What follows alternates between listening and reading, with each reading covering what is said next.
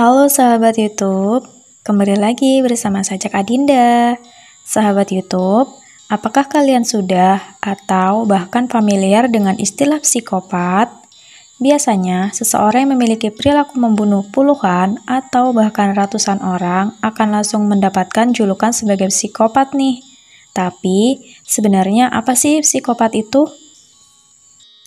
Seorang ilmuwan yang bernama Hardan Norman menyatakan bahwa seorang individu yang memiliki sifat psikopat secara tipikal dianggap memiliki kekurangan akan rasa takut, rasa bersalah, tidak memiliki empati, serta tidak mampu merasakan keterikatan emosional terhadap sekitarnya.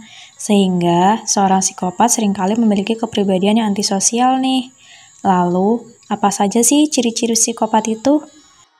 Nah, di sini Robert Hart menggolongkan ciri psikopat dalam psikopat checklist. Di antaranya yaitu antisosial, egosentris, kurangnya kepedulian terhadap sesama, kurangnya rasa empati, berperilaku impulsif, kurangnya kemampuan dalam mengontrol diri, emosi dangkal, tidak adanya rasa takut, keinginan memiliki yang tinggi untuk kepuasan pribadi, memiliki penampilan luar yang menarik, memiliki hubungan sosial yang kejam terhadap sesama, adanya permasalahan kronis di masa dini.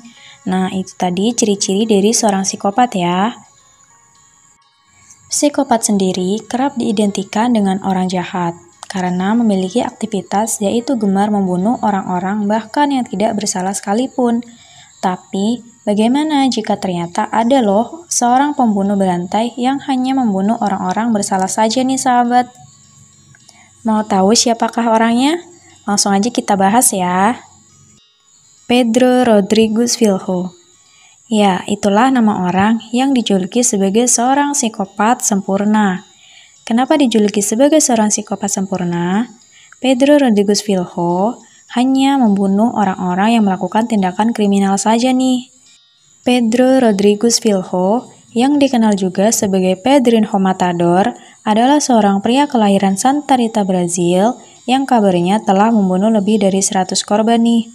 Kabar lain juga menyebutkan bahwa dia bertanggung jawab terhadap 70 kasus pembunuhan. Namun, pasti salah satu korban pembunuhannya adalah ayahnya sendiri.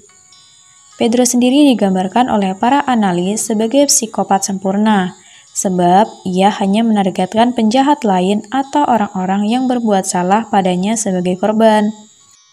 Pedro sendiri lahir di daerah peternakan di Santa Rita pada tanggal 17 Juli 1954 dan memulai kehidupannya dengan tidak baik. Pedro lahir dengan tengkorak yang terluka karena ketika ibunya hamil dirinya, sang ayah menendang perut ibunya saat berkelahi. Dikisahkan, keinginan membunuh dalam diri Pedro sudah ada saat ia masih kecil nih, tepatnya pada usia 13 tahun. Saat itu, ia bertengkar dengan sepupunya dan mendorong pemuda itu ke mesin tebu, hingga hal itu hampir membuat sepupunya tewas. Pembunuhan pertama Pedro dilakukan ketika ia baru berusia 14 tahun. Korban pertamanya adalah wakil wali kota Santa Rita. Pedro menembaknya di depan balai kota dengan senapan karena telah memecat ayahnya yang bekerja sebagai penjaga sekolah. Ayah Pedro dipecat karena dituduh mencuri makan siang di sekolah, dan pembunuhan kedua Pedro dilakukan tidak lama setelah ia menembak wakil wali kota. Pedro juga membunuh penjaga sekolah lain yang tak lain merupakan pencuri makan siang yang sebenarnya. Lalu, setelah pembunuhan tersebut, Pedro melarikan diri ke daerah Mogi das Cruzes di Sao Paulo, Brazil. Sesampainya di sana, Pedro membunuh seorang pengedar narkoba dan beberapa oknum perdagangan manusia. Di sana, Pedro bertemu dengan Maria Olympia dan jatuh cinta hingga keduanya hidup bersama hingga suatu ketika Olympia dibunuh anggota geng. Kematian Olympia mendorong terjadinya kejahatan Pedro berikutnya. Pedro melacak beberapa orang yang terkait dengan pembunuhan Olympia, menyiksa dan membunuh mereka dalam misinya untuk menemukan anggota geng yang mengambil nyawa Olympia. Pembunuhan terkenal berikutnya yang dilakukan Pedro adalah merupakan pembunuhan balas dendam. Kali ini, targetnya adalah ayahnya sendiri. Ayah Pedro telah membunuh sang ibu dengan 21 pukulan menggunakan parang. Karena pembunuhan terhadap istrinya tersebut, ayah Pedro kemudian ditahan di penjara setempat. Namun, penjara itulah yang akhirnya menjadi lokasi aksi balas dendam Pedro.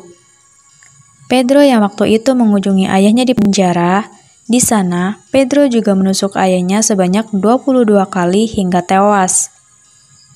Tidak hanya itu, ia melakukan balas dendam atas kematian ibunya dengan cara yang kejam. Pedro memotong hati ayahnya, kemudian mengunyahnya.